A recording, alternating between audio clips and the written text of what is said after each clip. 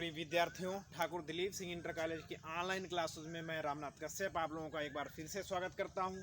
आइए, पुष्पी पात्रों में लैंगिक जनन, sexual reproduction in flowering plant के अंतर्गत हम लोग इस लेसन का लास्ट वीडियो अध्ययन करते हैं। पार्ट 13। पिछले वाले जितने भी वीडियो थे आप लोगों ने अगर रेगुलर देखे होंगे तो मैं आशा करता हूँ ये लेसन आप लोगों को बहुत बिल्कुल क्लियर हो गया होगा। हमने पूरी क्लियरिटी से ये लेसन आप लोगों को समझाया है। आइए इस लेसन का अब लास्ट वीडियो हम देखते हैं, इसके बाद में अगला लेसन स्टार्ट होगा। जो बच्चे अभी हमारी ऑनलाइन क्लासों से जुड़े हुए हैं उससे बस यही उनको एडवाइस है, ये लेसन अगर आपसे छूट गया है तो अपने मित्रों से अन्य वीडियो इसी लेसन के लेने की कोशिश करिए, और अगर नहीं मिल पा रहे हैं तो अगला वीडियो जो हमारा स्टार्ट होने जा रहा है रिप्रोडक्शन इन ह्यूमन, मानव में जनन, उसको रेगुलरिटी से लीजिए, रेगुलरिटी से पढ़िए, और फिर ऐसी चीज़ कोई चीज़ नहीं बचेगी जो आप लोगों को समझ में नहीं आएगी। ठीक है, हर चीज़ समझ में आएगी। तो आइए देर न करते हुए हम अपना लेसन स्टार्ट करते हैं। Sexual reproduction in flowering plants का last video part number 13। Part 12 में आप लोगों ने कई चीज़ों का अध्ययन किया। इसके बाद में इसमें कुछ शब्द जीनिया और मेटाजीनिया जुड़े हैं इस लेसन से।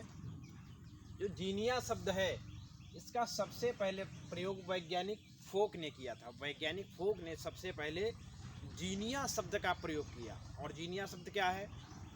बीज तथा फल के गुणों पर पराग कणों के सीधे प्रभाव को, जब परागकण सीधे रूप से बीज या फल को प्रभावित करता, बीज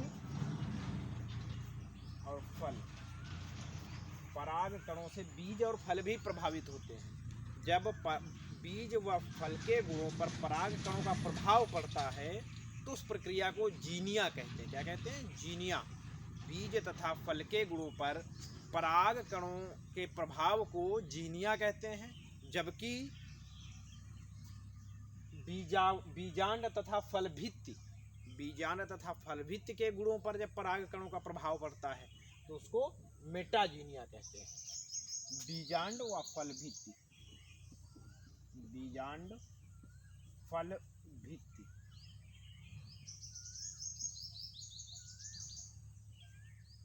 ठीक है, तो याद रखना है जीनिया क्या है, मेटाजीनिया क्या है।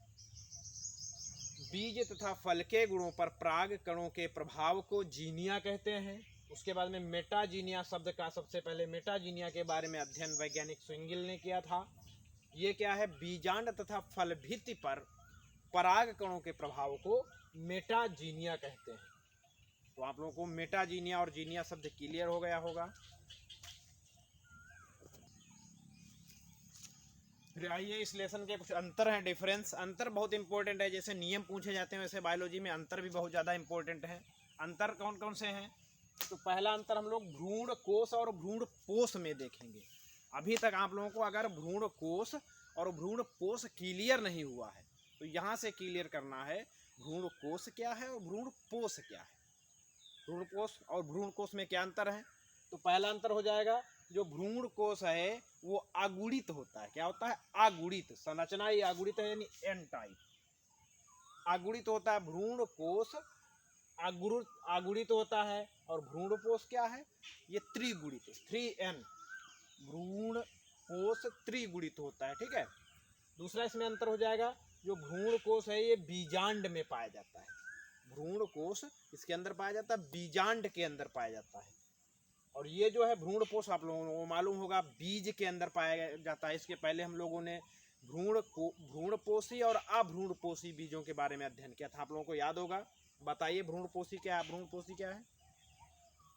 ठीक है, भ्रूणपोषी वो बीज कहलाते थे जिसमें भ्रूणपोष, उसके बीजांड जो अंकुरण होता है, बीज का अंकुरण होता है, हमेशा बीज में संचित रहता है। भ्रूणपोष जिस बीज में पाया जाता है वो बीज भ्रूणपोषी कहलाता था। और उस भ्रूणपोष का यूज बीज जब अंकुरण करता है तो उस समय पोषण प्रदान करने के लिए वो अंकुरित बीज को पोषण देता था, भ्रूण के द्वारा ही उसको पोषण मिलता था, वो भ्रूणपोषी बीज था।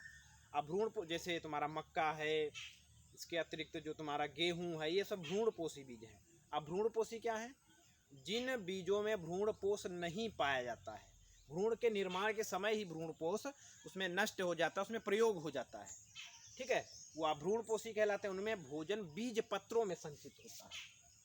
टाइप के बीज पत्र होते हैं, इनमें भोजन संचित होता है। जैसे चना देखा होगा, 2 बीज पत्र होते हैं ड्यूल टाइप के, ठीक है, उनमें भोजन संचित होता है। तो वो अभ्रूणपोषी हैं, इस टाइप के दलहनी फसलों वाले ये अभ्रूणपोषी हैं, इसमें भोजन बीज पत्रों में संचित होता है, भ्रूणपोष नहीं होता, ठीक है। तो ये भ्रूणपोष बीज में पाया जाता है। भ्रूणकोष सबसे बड़ी खासियत ये है, जो भ्रूणकोष है निषेचन के पहले इसका निर्माण होता है, निषेचन के पूर्व की संरचना है भ्रूणकोष।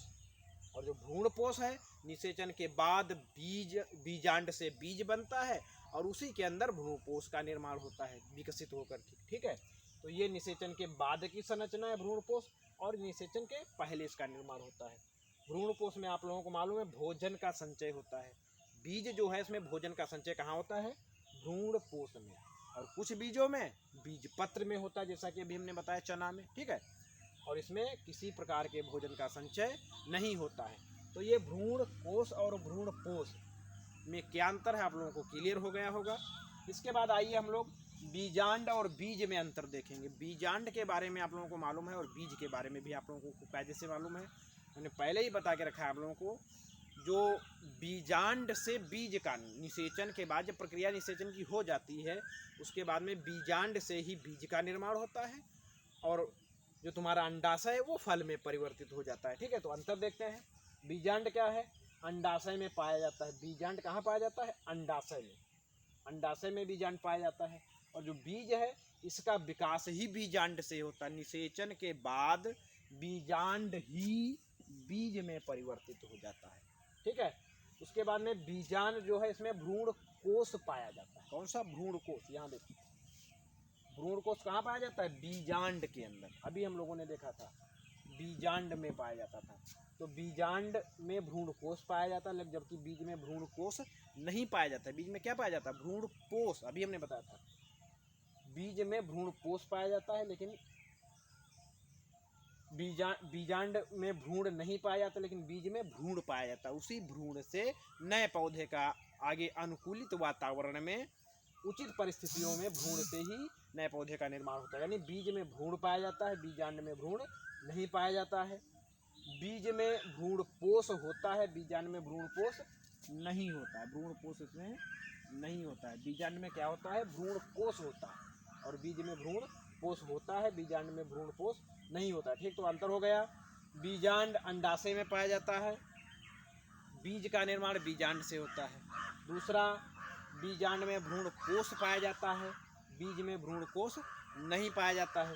तीसरा, बीजांड में भ्रूण नहीं होता है, बीज में भ्रूण होता है। चौथा, बीजांड में भ्रूणपोष नहीं पाया जाता है, जबकि बीज में भ्रूणपोष पाया जाता है। अभ्रूणपोषी और भ्रूणपोषी, ठीक है। तो ये हमारा lesson reproduction in flowering plant यहीं पे समाप्त होता है। पार्ट 13 इसमें है, 13 ही पार्ट आप लोगों को सबको देखने हैं। इसके बाद में अगले लेसन में हम लोग रिप्रोडक्शन इन ह्यूमन, मानव में जन्म देखेंगे। तब तक के लिए टेक केयर।